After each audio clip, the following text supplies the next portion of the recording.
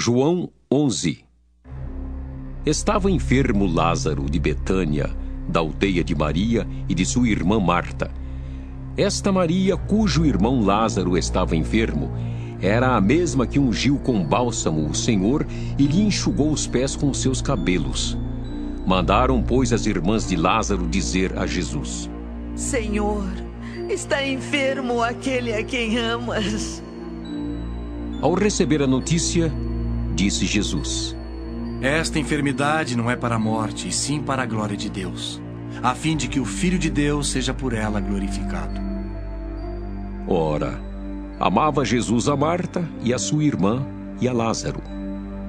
Quando, pois, soube que Lázaro estava doente, ainda se demorou 2 dias no lugar onde estava.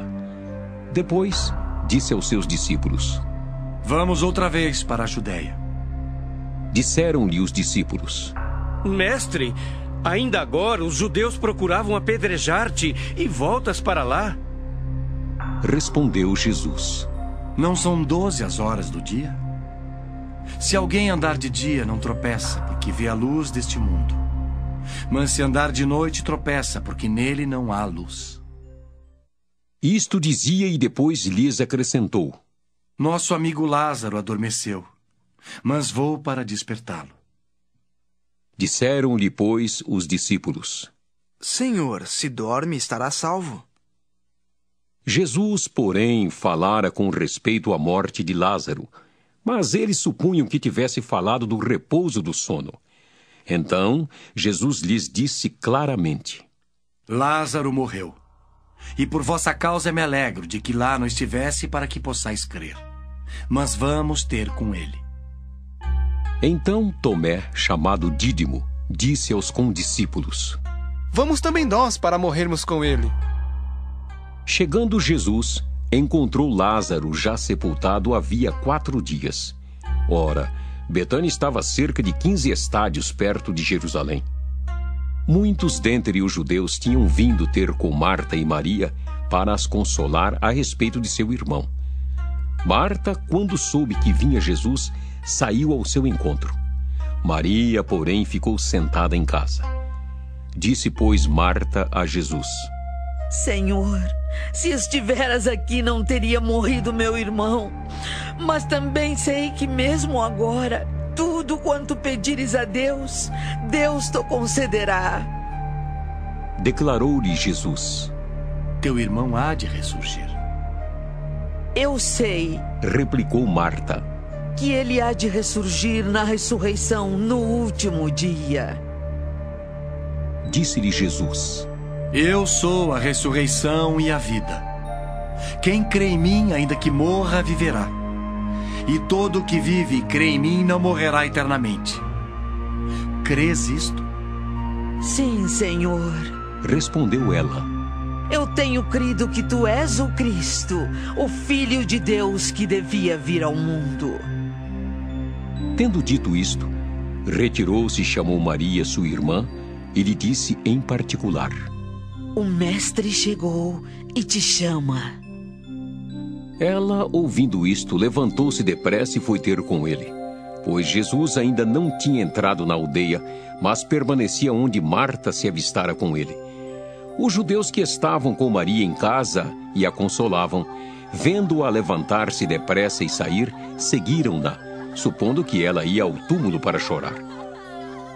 Quando Maria chegou ao lugar onde estava Jesus, ao vê-lo, lançou-se-lhe aos pés, dizendo: Senhor, se estiveras aqui, meu irmão não teria morrido. Jesus, vendo-a chorar, e bem assim os judeus que a acompanhavam, agitou-se no espírito e comoveu-se. E perguntou: Onde o sepultastes? Eles lhe responderam: Senhor, vem e vê. Jesus chorou. Então disseram os judeus: Vede quanto o amava. Mas alguns objetaram: Não podia ele, que abriu os olhos ao cego, fazer que este não morresse? Jesus, agitando-se novamente em si mesmo, encaminhou-se para o túmulo. Era este uma gruta a cuja entrada tinham posto uma pedra. Então ordenou Jesus: Tirai a pedra. Disse-lhe Marta, irmã do morto: Senhor, já cheira mal, porque já é de 4 dias.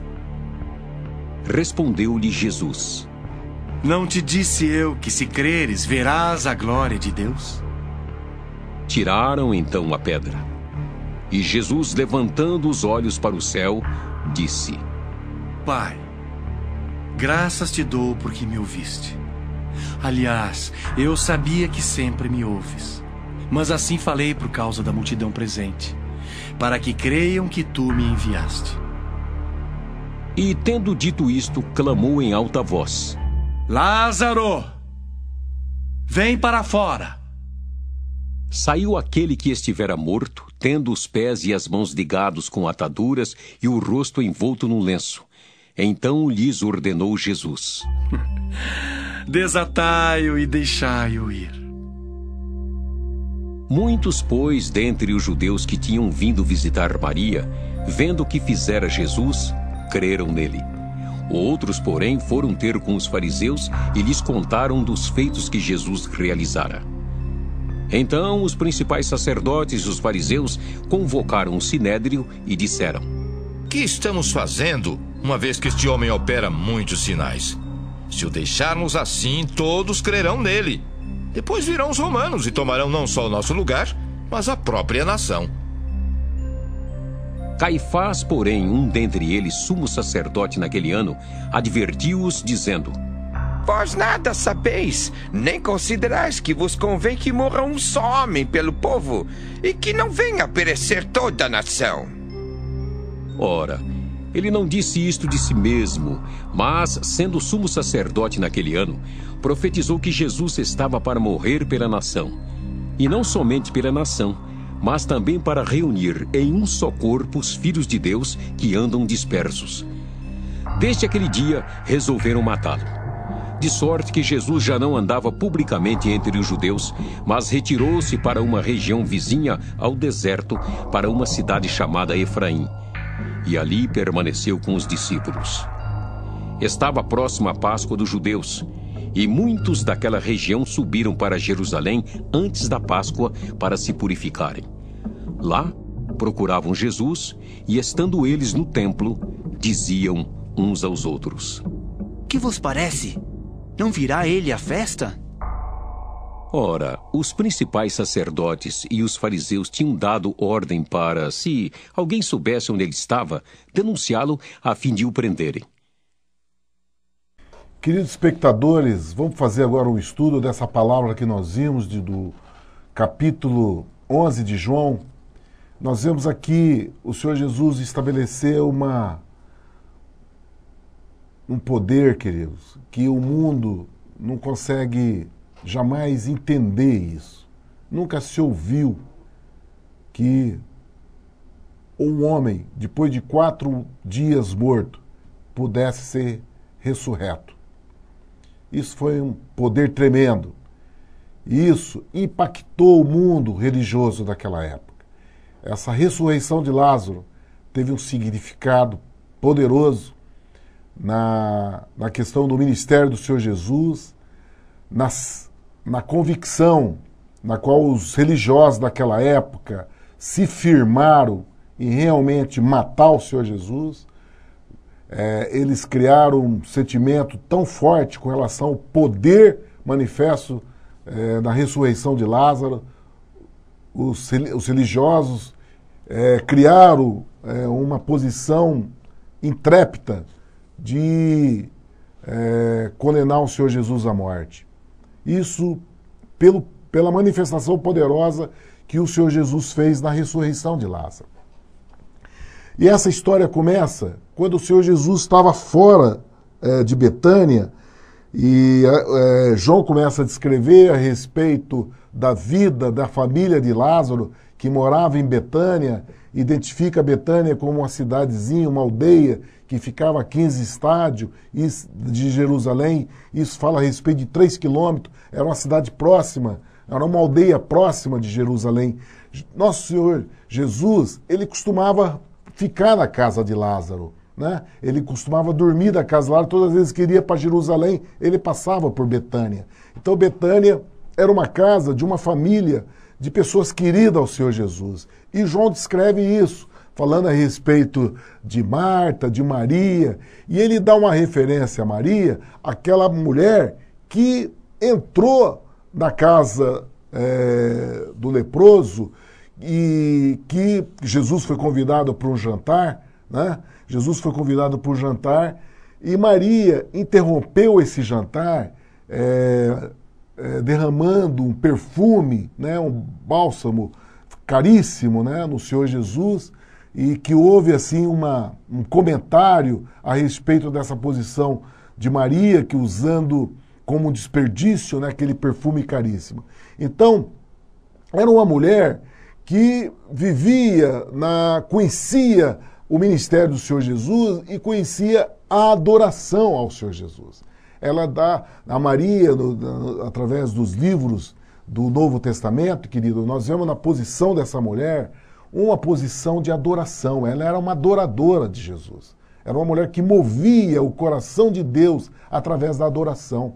Ela era disso. Aquele gesto que ela fez de entrar, como João descreve, que Maria é aquela que interrompeu uma reunião, né, e derramando o bálsamo. Isso é uma posição de adoração, um gesto extravagante de adoração ao Senhor Jesus. Então era uma família totalmente conhecida do Senhor Jesus. Era uma família que era querida.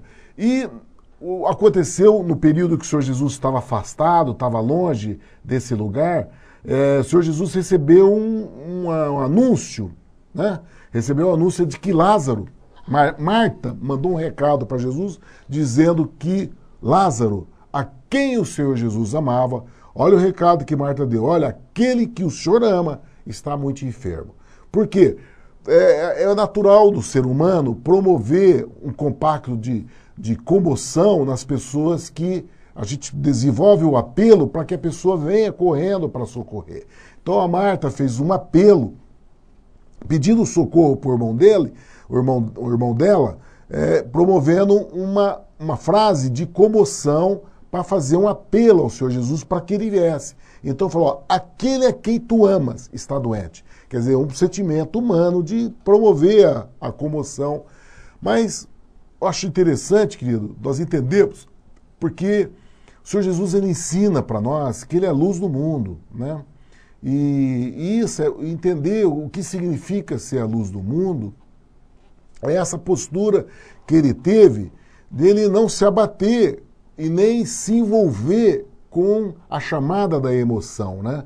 Ele não seguiu o apelo emocional de Marta para ir até o socorro de Lázaro. Não, ele continuou fazendo aquilo que ele tinha, porque aquela situação que Lázaro estava passando era uma situação que já prevista na visão do nosso Deus que conhece o futuro, ele tem todo o projeto do futuro, ele conhece o nosso momento futuro, por isso que nós falamos, ó, o futuro pertence a Deus, porque ele sabe das coisas que vão acontecer na frente.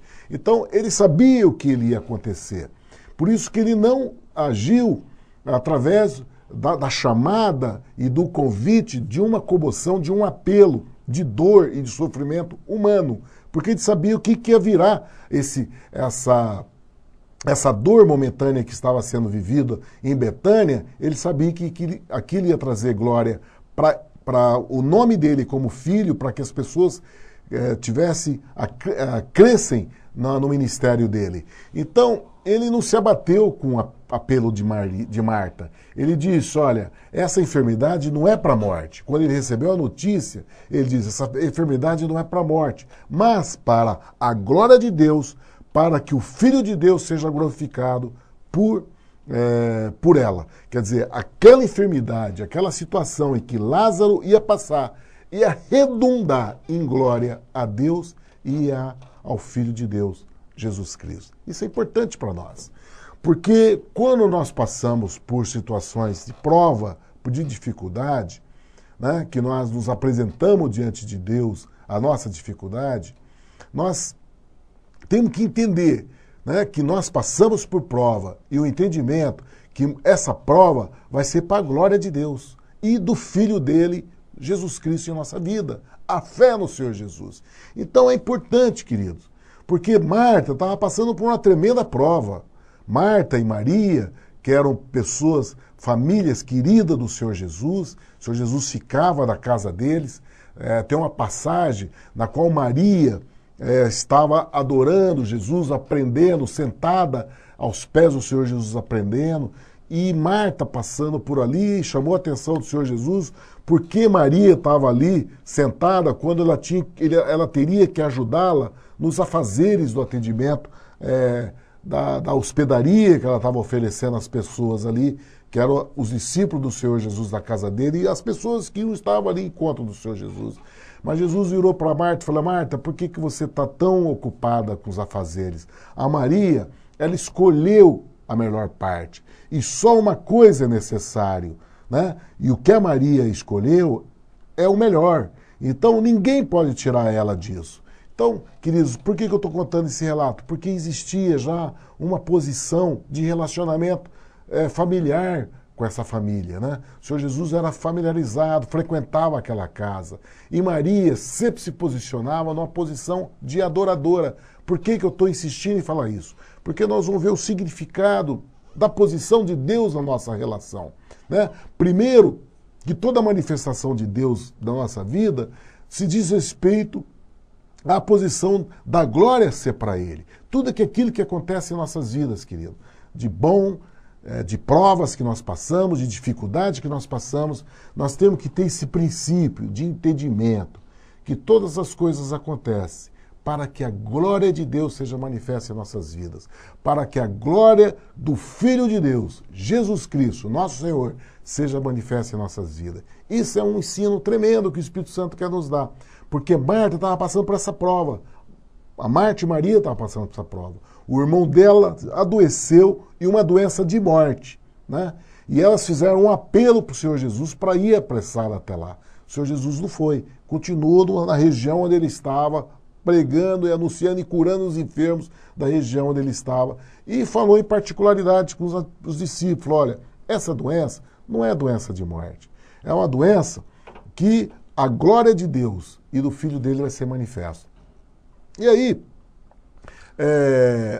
os apóstolos ouviram aquilo e falaram: Senhor,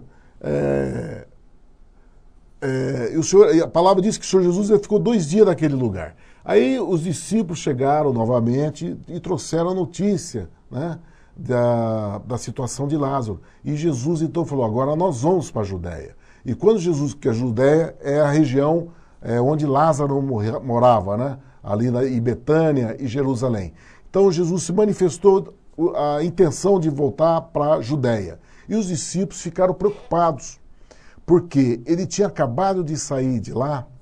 Nós vimos no capítulo anterior, capítulo 10 de João, que os fariseus queriam apedrejar o Senhor Jesus, e essa atitude de apedrejar é uma atitude de morte. Eles queriam matar o Senhor Jesus através de pedradas. E o Senhor Jesus saiu do meio deles, né, com aquela ameaça de ser apedrejado. E os apóstolos falaram: Senhor, mas nós saímos de lá sob essa ameaça. O Senhor vai voltar para lá disso? E aí nós temos o segundo ensino nesse capítulo, né? O primeiro ensino, aquilo que nós falamos, volto a repetir, que é o ensino nós entendemos que tudo aquilo que acontece na nossa vida, seja de bom ou de ruim, é para a glória de Deus e para a glória do seu Filho Jesus Cristo em nossas vidas. E o segundo ensino que o Senhor Jesus dá agora, nessa situação de prova que nós passamos, situação de ameaça de vida, de situações de anúncio do inferno, de querer tirar tua vida, trazer uma doença, de abater tua casa, abater seu ministério, abater o seu trabalho, de roubar a tua paz. São provas que nós passamos.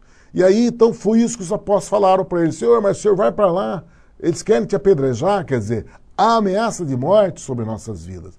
E o Senhor Jesus diz: olha, é importante você saber disso, que quando nós andamos de dia, nós andamos na luz desse mundo. Ele fala: quando você anda de dia, você anda na luz desse mundo. E quando você anda na luz desse mundo, os seus pés não tropeçam.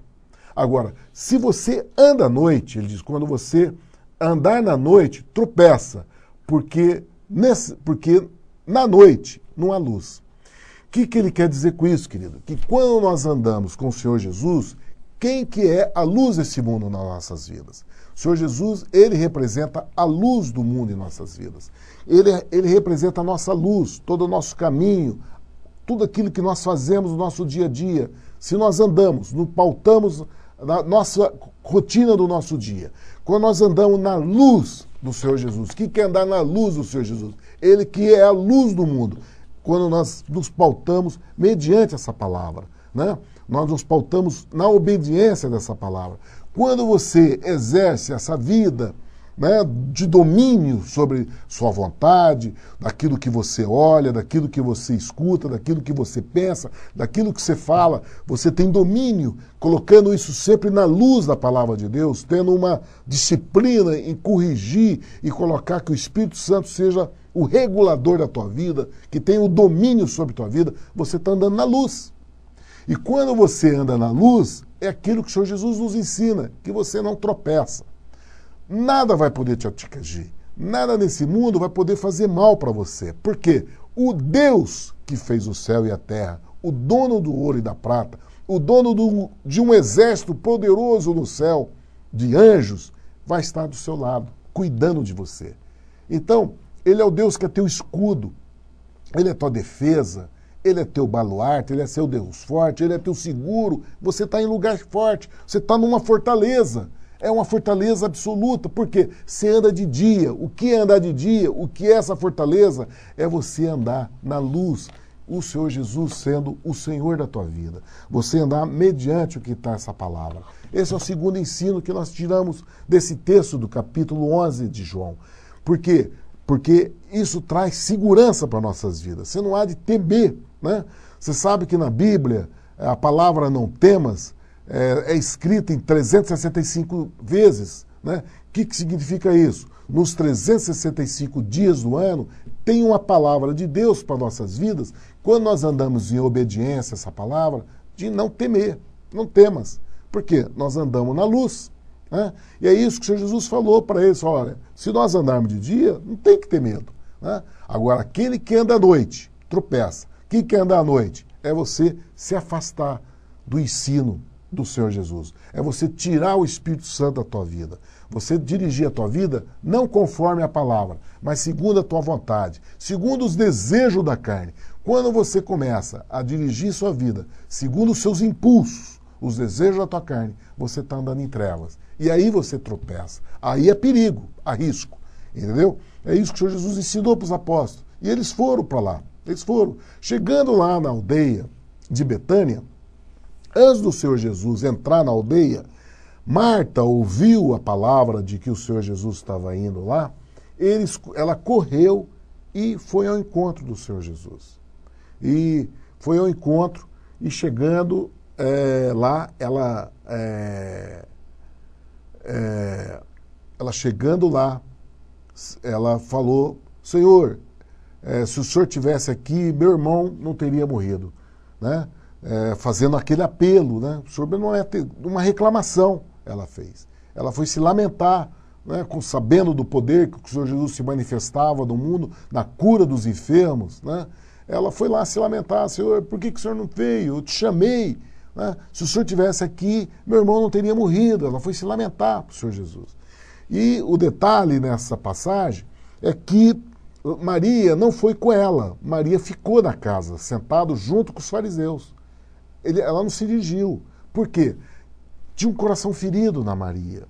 Era um coração ferido, né? Ela tinha perdido o irmão querido dela.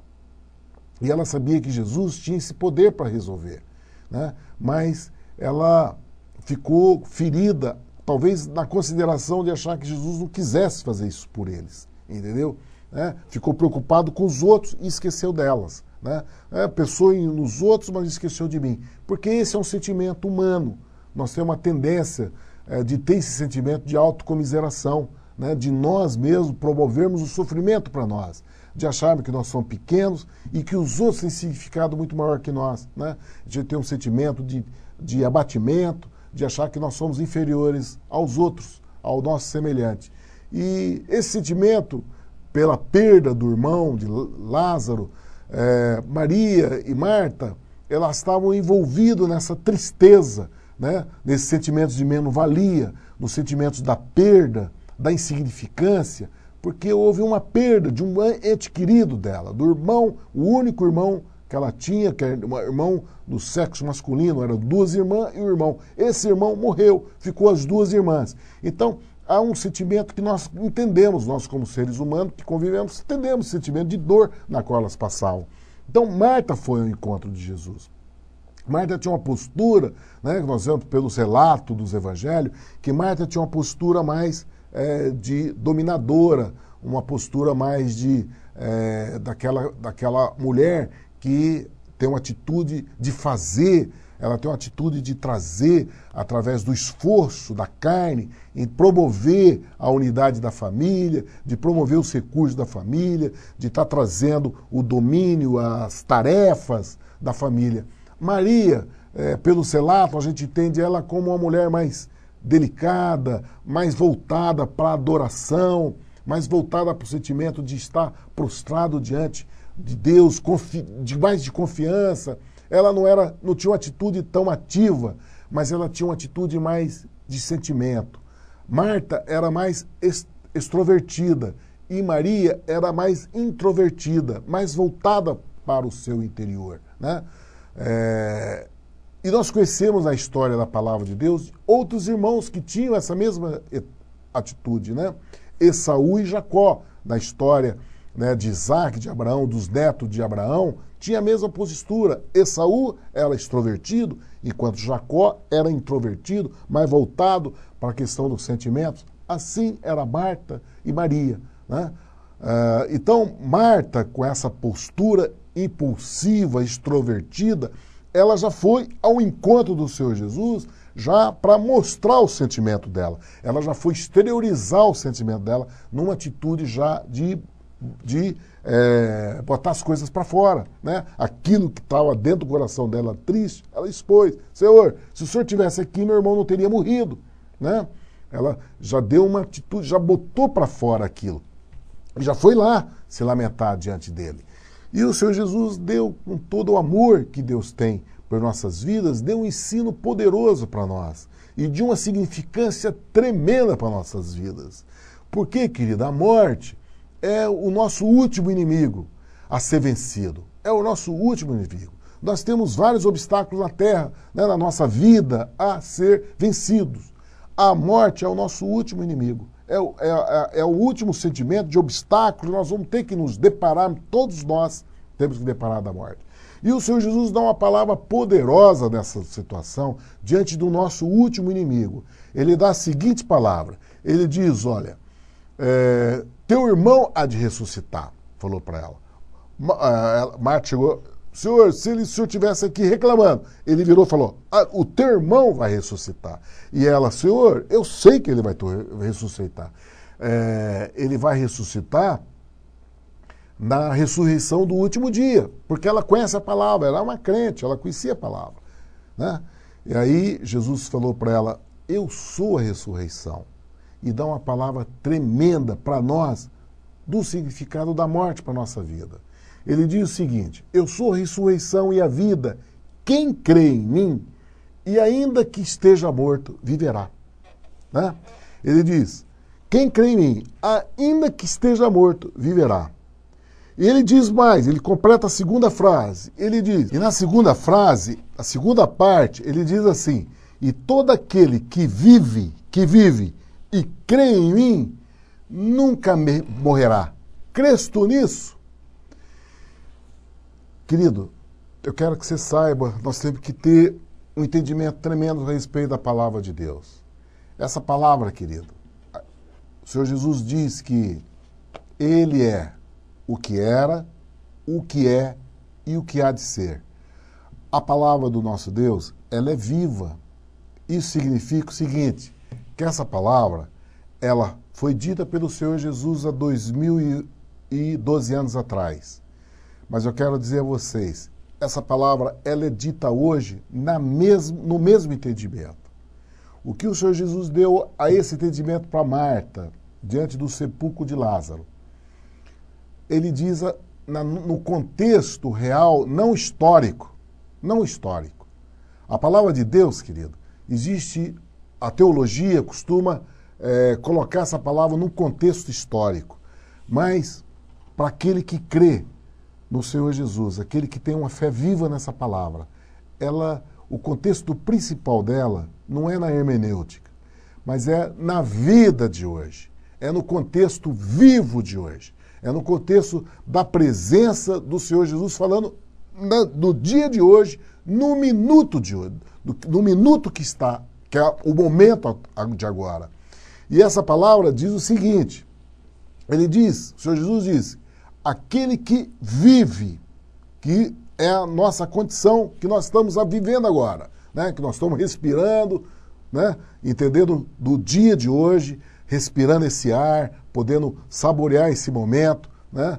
Nós podemos, ele diz, aquele que vive, você que está vivendo esse momento agora, ele diz, se você crê, você nunca morrerá. Isso é Jesus. Ele é a ressurreição. Aquele que vive nunca morrerá. Ele diz, eu sou a ressurreição. E aí, quando ele disse isso, a Marta, e quando o Senhor Jesus coloca essa palavra, ele coloca num contexto vivo, que Marta reconheceu. E ela falou, sim, Senhor, eu reconheço que tu és o Cristo, que tu és o Filho de Deus que havia de vir ao mundo. E dito isso, ela partiu e foi lá ao encontro de Maria.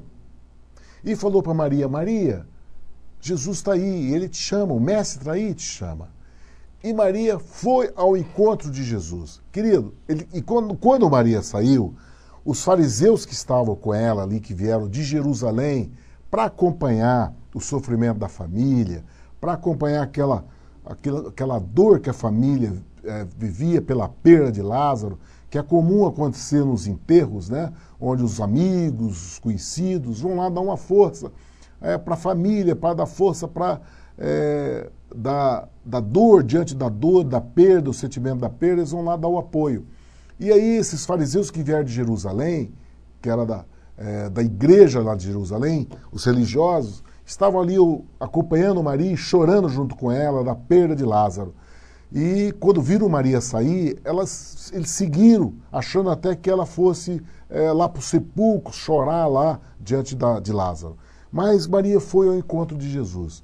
E nós vemos aqui nesse detalhe que Jesus, ele permaneceu no mesmo lugar que Marta encontrou com ele, fora da aldeia. Ele não tinha entrado em Betânia ainda. Olha, um acontecimento interessante aqui, que me chamou a atenção, é o fato que Jesus não entrou na aldeia. Ele esperou por essa atitude que nós vamos ver agora. Qual o significado dessa postura que Jesus não entrou na aldeia? Marta foi falar com ele teve um diálogo com Marta, falou o que ele representa para os homens, entendeu? Mas ele ficou parado, ele não entrou na aldeia ainda. E aí, olha só o que aconteceu nessa situação. Maria, quando foi ao encontro dele, Maria se prostrou no pé dele. E quando Maria se prostrou nos pés de Jesus, a postura de Maria foi de adoração. A postura de Maria foi de adoração, querido. E ela falou a mesma frase de Marta. Senhor, se o Senhor estivesse aqui, meu irmão não teria morrido. Só que a posição de Maria era diferente da de Marta. Marta, ela não teve uma posição de adoração. A posição dela era uma posição de igual para igual. Compreende? De achar que Deus é amiguinho dela, de Jesus é amiguinho dela. Não era uma posição de adoração. Ao contrário, Maria, a irmã dela, teve uma outra atitude.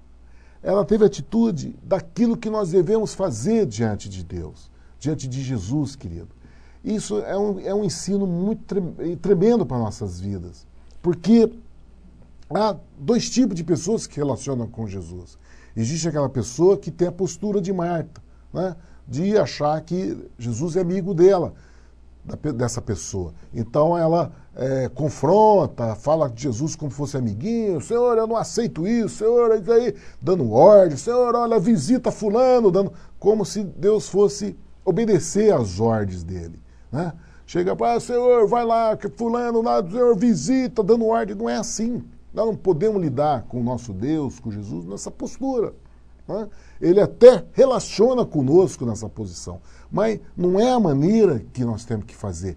Quando você quer mover o coração de Deus, quando você quer mover o coração de Deus, o coração do Senhor Jesus, numa atitude a seu favor, a favor da tua vida, diante de uma situação impossível que o homem faça, né? Porque aquilo que o homem pode fazer, o homem vai fazer, né? Essa atitude daquilo que Marta, ela tem a postura daquilo que ela faz. Ela trabalha, ela é extrovertida, entendeu? Naquilo que o homem pode fazer, ela tem a atitude. Mas no impossível, naquilo que homem nenhum pode fazer, uma atitude que só Deus para fazer, o Deus do impossível, que é a situação que Lázaro estava passando. A situação de Lázaro enterrado, Maria e Marta ali chorando pela perda do irmão. Só Deus poderia mudar essa circunstância. E nesse lugar, querido, nessa posição, só uma posição de adoração. Porque nós vemos aqui, nesse relato, que quando Maria se prostra dos pés do Senhor Jesus, há uma mudança na atitude de Jesus. Quando Maria se prostra, Jesus não ficou dando aula para Maria. Ele não ficou falando, ó, se você crer vai ver a glória de Deus. Não. A resposta de Jesus é a seguinte, né? Quando Maria, o relato diz assim, tendo Maria chegado onde Jesus estava, vendo-o, lançou-se aos seus pés, dizendo, Senhor, se estivesse aqui, meu irmão não teria morrido. Jesus, porém, quando a viu chorar, e também chorando os judeus que estavam com ela e com ela vinham, moveu-se muito no espírito e perturbou-se. E disse, onde puseste? Disseram para ele, Senhor, venha e vê. E no versículo 35 diz, Jesus chorou. Querido, sabe o que significa isso? Você mover o coração de Deus e trazer esse sentimento de dor, de tristeza que está no seu coração. Você transferir isso para Deus, mobilizar isso.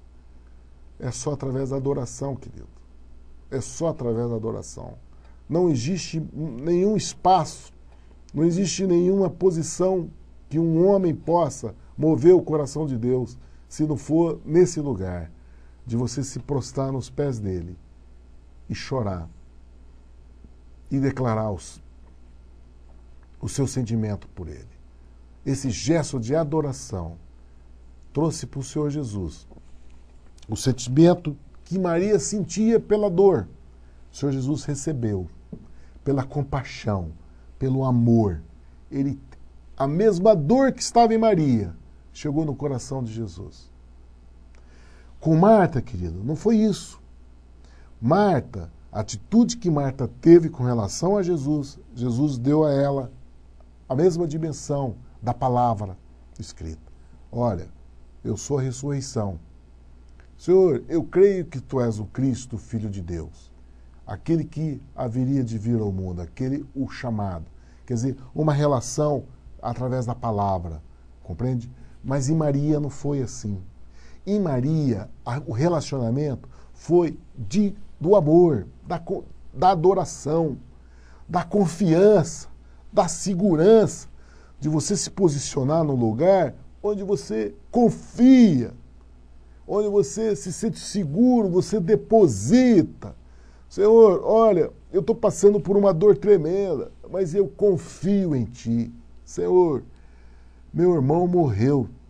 Se o Senhor tivesse aqui, ele não teria acontecido isso. Mas, no amor, adorando Ele, né? Confiando, não importa a circunstância que esteja passando. Eu te amo, independente, Senhor. Independente de tudo aquilo que está acontecendo na minha vida. Mas o Senhor é o melhor que eu tenho. O Senhor é a coisa mais preciosa que eu tenho. Né? Eu te adoro, independente do que esteja acontecendo isso. Porque o melhor lugar para mim é esse. Essa é a posição de Maria, querido. Não é a posição de confronto, né? Mas é uma posição de confiança, de esperar nele em qualquer circunstância que possa estar acontecendo. Eu confio. Essa posição de Maria, essa posição moveu o coração de nosso Deus, moveu o coração de Jesus. E a partir daí, dessa posição que Maria e que moveu o coração de Jesus.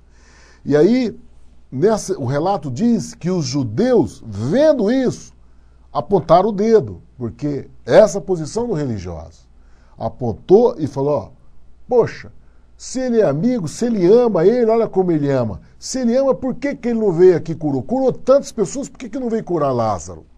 É a posição de Deus, de dedo.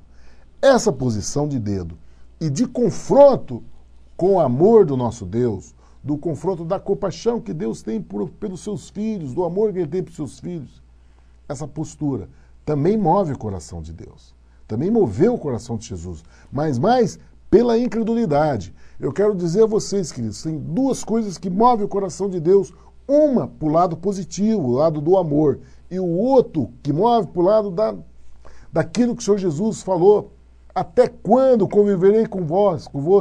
Até quando vos sofrereis? É a questão da incredulidade. A intolerância, Deus, ele resiste a essa posição. Ele até, pelo amor dele, ele convive com isso. Mas isso maltrata o nosso Deus, quando nós nos posicionamos nessa posição da incredulidade.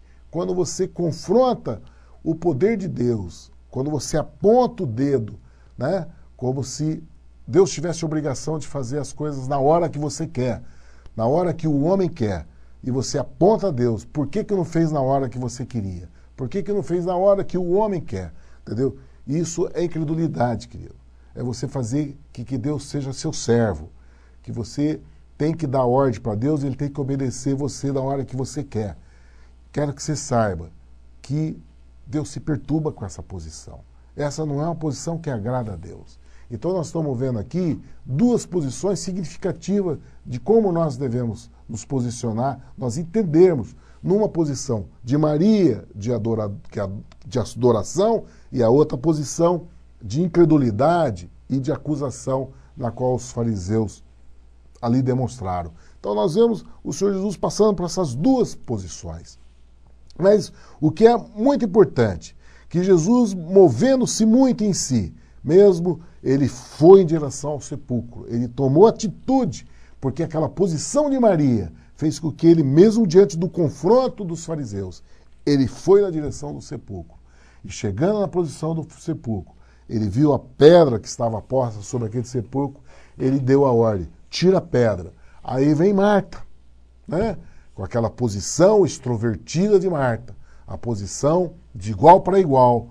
Virou e falou, Senhor, mas ele já está há 4 dias aí, ele já está há 4 dias e já cheira mal, quer dizer, chamando a atenção do Senhor Jesus, provocando uma situação tanto de incredulidade como uma posição de confronto, né? De ordem, Senhor, parado, entendeu? De dar ordem para Deus, dar ordem para o Senhor Jesus. E aí Jesus vira para ela assim, Marta, porque esse é o amor de Deus por nós, mesmo diante desses irmãos que têm essa postura arrogante de dar ordem para o Senhor Jesus. Jesus tem um amor por eles e fala, Marta, eu não te disse que se creres verá a glória de Deus? E aí deu a ordem para que tirasse a pedra. E depois de tirar da pedra, o Senhor Jesus mandou que Lázaro viesse para fora. E Lázaro, quando veio, querida, a palavra diz que Lázaro, ele veio tendo as mãos e os pés ligados com faixa e seu rosto envolto num lenço. Isso mostra a amarradura que a morte nos traz, a imobilização que esse estado de morte nos traz. Ele nos obscurece, ele põe um lenço na tua vida, ele põe um lenço na vida, ele apaga a vida. Por isso que as pessoas, quando são mortas nos hospitais, eles são envoltos por um lençóis. Né? Aquela vida já deixou de existir para o mundo vivente.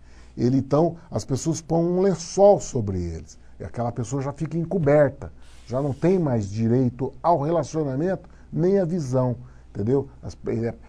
Passa pelos corredores, para ir lá para o necrotério, aquele corpo já está envolto pelos lençóis. Essa é a morte, querido. A morte traz esse apagamento, né? A pessoa deixa de viver, né? E essa vida que fica ali, ela fica envolta, coberta por lençóis. Ninguém vê mais.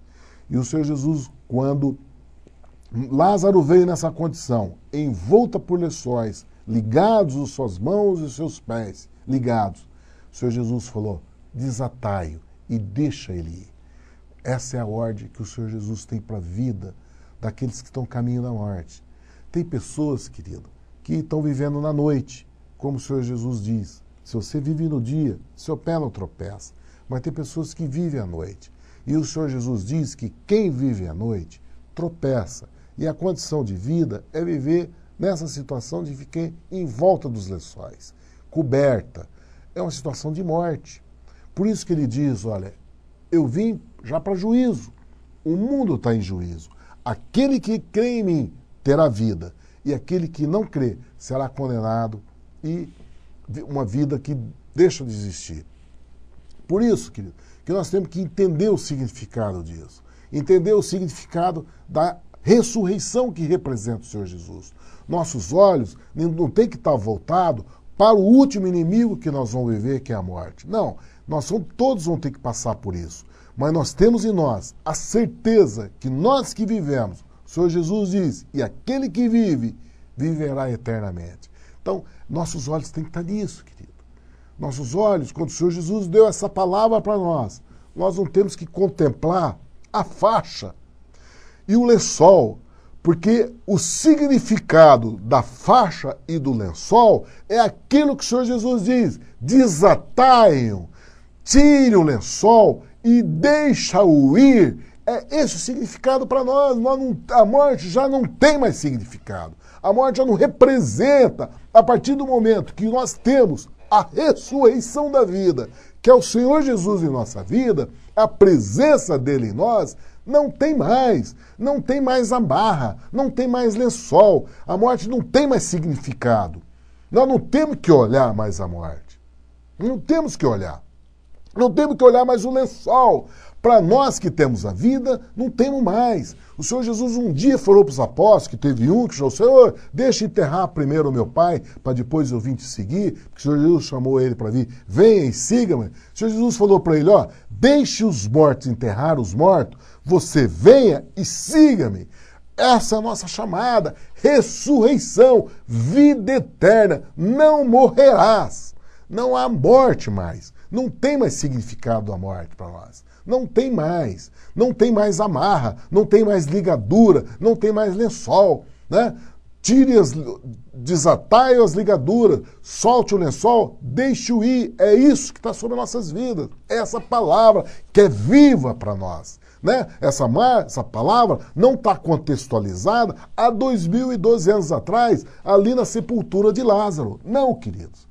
Essa palavra é presente em nossa vida. Ela está presente nesse ano, 2012 anos, para nós que temos a chamada de ressurreição. Não temos que olhar mais a morte. Nós não temos que estar nesse sentimento de Marta. O nosso sentimento é de adoração a Ele, independente das circunstâncias que nós passamos no nosso dia a dia. Porque as circunstâncias do nosso dia a dia, nós que cremos no Senhor Jesus, é para a glória de Deus e para a glória do Seu Filho Jesus Cristo em nossas vidas. Isso é um poder tremendo, querido.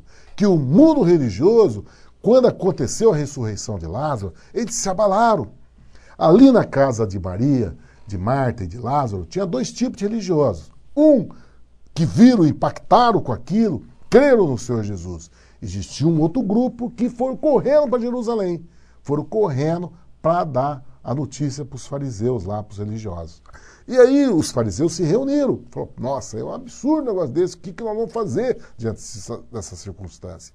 Né? Eles se reuniram e analisaram e falaram, que situação que nós estamos passando. É muito milagre que ele está fazendo. Essa ressurreição de Lázaro acabou, nós vamos ter que matar ele rapidinho. Por quê? Chegou o sumo sacerdote e o sumo sacerdote chegou, se levantou e diz, olha,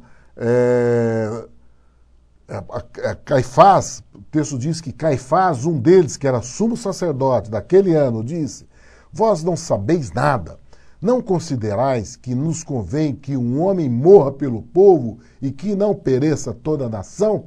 Ora, quando Caifás falou isso, querido, ele falou pelo Espírito de Deus, pelo conhecimento de Deus sobre a vida dele. Porque ele profetizou sobre a vida do Senhor Jesus. Porque quando ele diz, não convém que um homem morra pelo povo, é exatamente aquilo que nós estávamos falando a respeito da morte. Porque quando o Senhor Jesus falou, eu sou a ressurreição, eu sou aquele que crê em mim, ainda que morra, viverá, e aquele que vive não morrerá, mas viverá eternamente, isso que o Senhor Jesus fez por nós na cruz do Calvário. E Caifás foi quem profetizou sobre isso. O próprio sumo sacerdote daquela época foi quem profetizou essa verdade sobre nossas vidas. Ele era sumo sacerdote. Ele tinha o poder de dar profecias sobre as vidas dos homens. Ele profetizou sobre nossas vidas. Ele diz, um homem morra pelo povo. Foi isso que aconteceu conosco, querido. Foi essa a propiciação que o nosso Deus fez por nós. Tudo isso é a palavra, a vontade de Deus prevalecendo sobre a vida dos homens. E assim é na nossa vida. A vontade de Deus sempre vai prevalecer, querido. Nós temos que nos pautar nela. Nós temos que andar de dia. Nós vamos ter que andar de dia.